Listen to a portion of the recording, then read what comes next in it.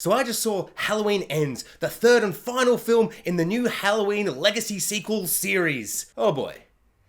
Endings are hard, aren't they? And what's harder, apparently, is ending a trilogy. And what's harder than that is ending a trilogy of a legacy series. Because, as far as I'm concerned, we're 2 for 2 with just, awful films. No, it's not as bad as that other one. But, it's not far off. This film is crazy. This film is psycho. The only positive I really have for this film in any way is that it takes a huge swing, like just an absolute huge swing, and it completely misses the mark, but I kind of respect it for trying to do something, like with better writers and with taking one element out of this like big swing. I think this film could have been something really interesting. Like, it isn't really a horror film or a slasher film until kind of the end. There's slasher elements, but really it's trying to be like this psychological thriller, like this, look into the psyche of this man and kind of delving into like what makes a man a Michael Myers. And also, on a somehow unrelated note, Michael Myers is in this film too. So I don't even know how I'm going to talk about this film without spoiling the plot, because right from the bat it just sets off on just this absolutely insane madness of a story where I'm just like, this is so left field, this is so insane.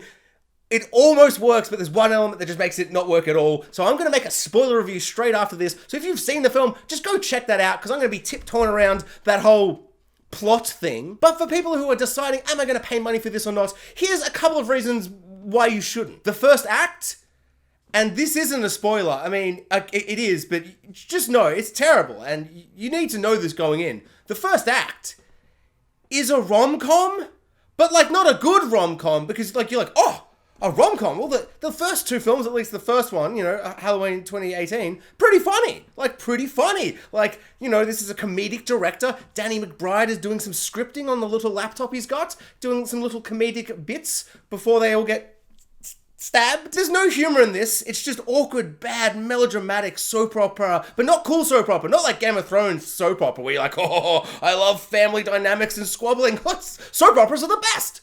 The opposite of that. Days of Our Lives soap opera, Home and Away, Neighbours, those type of soap operas. The bad ones. But are there any spooks and scares in this movie? Are there any big kills that you just gotta see up on the big screen? No, I mean, there's some gory bits. There is one moment where like a bunch of people die in a kind of a big epic kind of gore fest moment. But the whole scene was just like, oh, cool. Generic cliche character number 1 and his 3 goons. Oh, they're dying. I've never cared less. So Laurie Strode is back. Everyone's 7th favorite final girl. And she's back. And if you were like, I didn't like that she was on a hospital bed for the whole of the second movie. I wanted to get up and do some action and be the main character again.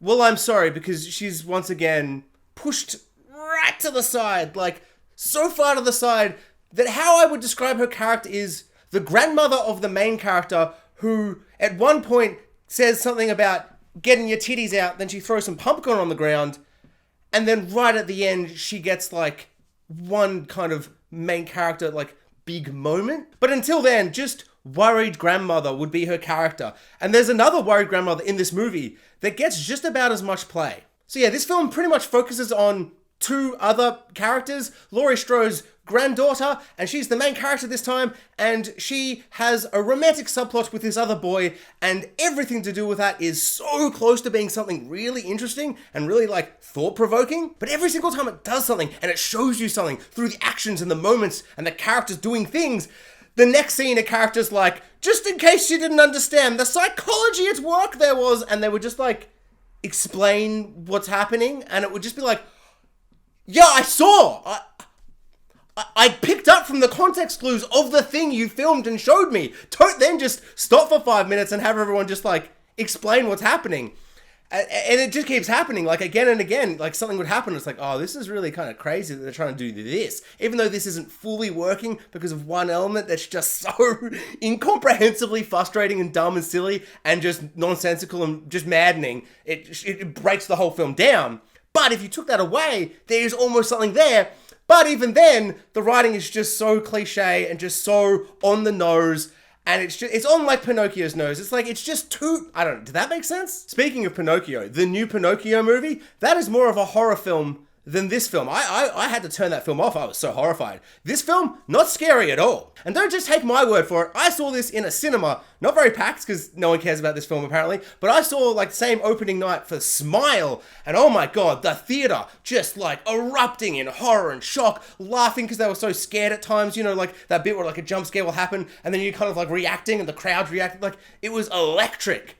I could hear people eating popcorn in this movie. Like, it was silent. And as I was leaving, one guy would, like, ask his girlfriend behind me. He's like, what did you think? And she's like, it was good. I almost wanted to turn around and just be like, what do you mean it was good? Explain why it was good. But the guy in front of me was shaking his head like, and I was like, you got it right, buddy. It's this film is just a what did I watch? So this film takes place 4 years in the future. It's been 4 years since Halloween Kills. What has Michael Myers been up to? Where has he been? Why does he re-emerge in this new and final chapter of Halloween, the new legacy sequel, Halloweens, which would, I guess, be Halloween 4 with this chronological thing?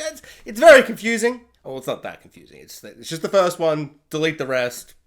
Clearly don't include Rob Zombies. Just the fourth one. Actually quite simple. The funnest non-spoilery way I can explain what Michael Myers was doing in the 4 years is just to show you a picture of these guys. Make of that what you will. So should you go see Halloween Ends? No. Were you listening for the rest of what I said? No. But maybe.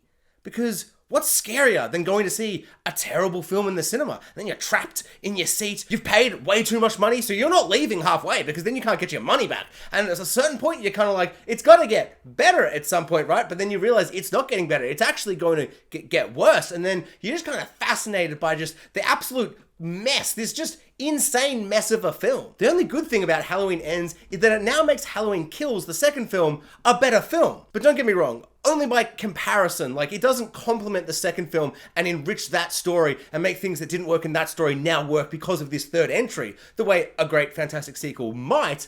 No, it's just that, like, Kills is better than Ends. Somehow. I really don't know.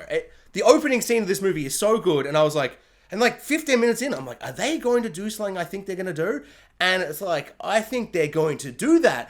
And then they didn't. And then from there, it was just like, boo. Thanks for watching, guys. Like, subscribe, hit the notification bell, and comment below. And once you've seen Halloween Ends, I mean, I don't know why you would from what I've said, you self-loathing masochists, but once you have, go check out my spoiler review, which I can't wait to deep dive into all just the insane nonsense that is the plot.